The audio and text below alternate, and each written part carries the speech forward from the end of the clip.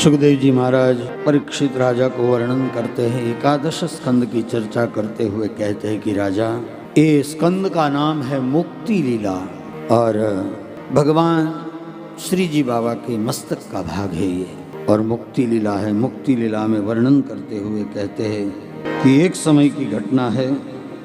सुखदेव जी महाराज ने कहा मस्तक का भाग है, और सुखदेव जी महाराज कहते राजा विश्वामित्रो असित कण्वो दुर्वासा भृगुरंगिरः कश्यपो वामदेवोत्रे वसिष्ठो नारदादयः।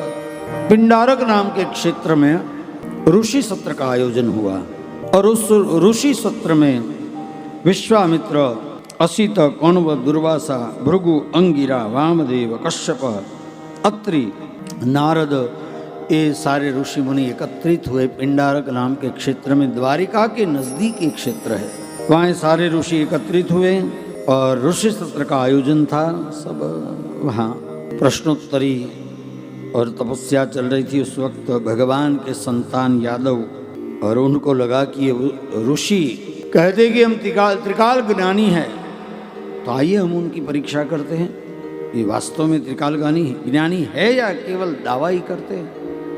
तो कैसे करे, सारे यादवों ने मिलकर के सांब नाम का जो यादव था ना, उसको स्त्री का वेश पहनाया, स्त्री बनाया, और उधर के आगे एक बर्तन उसको बांध दिया, और स्त्री का वेश बना करके ऋषियों के पास में आए और आकर के पूछा कि भाई आप त्रिकाल ज्ञानी हो, ऐसा हमने सुना है, तो ये हमारे कुल की स्त्री है, आप बताइए उनके उधर में बालक है, पुत्र आएगा या पुत्री।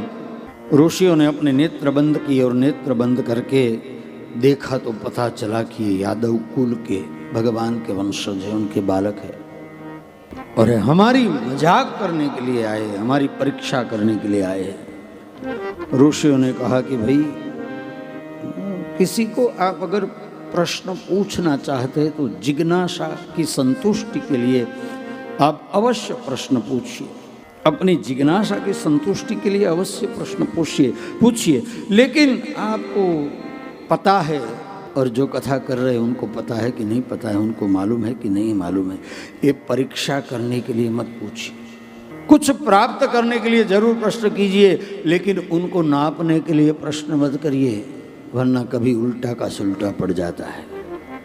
यहाँ यादवों ने ऋषियों को नापने के लिए प्रश्न किया, और जब नापने के लिए प्रश्न किया तो घटना ये घटी कि ऋषियों ने श्राप दे दिया।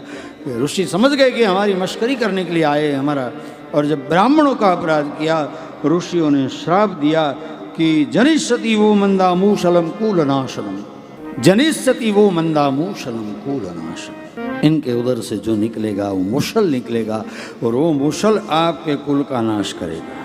सारे यादव आए, और जब उनके उधर से वो खोला और खोल करके देखा तो अंदर वास्तव में इतना मुशल निकला। अब सोचा क्या करे, उग्रसेन दादा के पास में गए, और दादा के पास जाकर के कहा कि भाई हमको तो श्राप हो गया, हमने ऋषियों की मजाक करी और श्राप हो गया, अभी क्या करें, ये मुशल निकला है। उग्रसेन दादा ने आज पहली बार कृष्ण को बताए बिगर कहा कि जाइए समुद्र के तट पर जाकर के समुद्र के तट पर घिस लीजिए, जब समुद्र की तरंगे आएगी तो उसमें इसका चूरा बह जाएगा, फिर घिस लीजिए, और आखिरी में जो टुकड़ा बच जाए उसे फेंक दीजिए समुद्र में, ये खत्म हो जाएगा, साप आपका कुछ बिगाड़ नहीं पाएगा। सारे यादव गए समुद्र के तट पर जाकर के, उसने घिसना शुरू किया, और तरंग आती थी समुद्र में से, और मोजे के साथ में सब चला जाता था, फिर घिसते थे, फिर चला जाता था, आखिर में इतना टुकड़ा बच गया जो घिसने के लिए इतना घिसाई में भी जम नहीं रहा था इन लोगों को। तो क्या करे, तो इन्होंने उस टुकड़े को समुद्र के बीच में जाकर के फेंक दिया। अब यादवों को लगा कि अब ये श्राप हमारा कुछ बिगाड़ नहीं पाएगा, लेकिन देखिए श्राप जो है वो हुआ है, वो तो उसकी असर तो होगी। अब घटना ये घटी कि समुद्र का स्वभाव है, उसके अंदर जो भी जाता है वो अपने तरंगों के माध्यम से समुद्र के किनारे पर वो फेंक देता है। इसलिए आज जब गणपति का विसर्जन होता है उसके बाद में दूसरे दिन आप समुद्र के किनारे पर जाओगे ना, तो सारी भगवान गणेश की मूर्तियां बिखरी पड़ी मिलेगी आपको, क्योंकि समुद्र के स्वभाव के हिसाब से वो तरंगों के माध्यम से सारा जो कचरा है वो किनारे पर फेंक देता है। और ये दृश्य मैंने जब देखा तब से मैंने गणपति अपने घर में बिठाना बंद कर दिया। आखिरकार ये हम मूर्ति लाते हैं और हमारी फीलिंग्स इनके साथ में जुड़ जाती है, और जुड़ने के बाद में जब इसका विसर्जन करने के लिए जाते हैं तब हमारे बच्चे रोते थे, और विसर्जन करने के बाद में ये मूर्तियों की स्थिति ये होती है।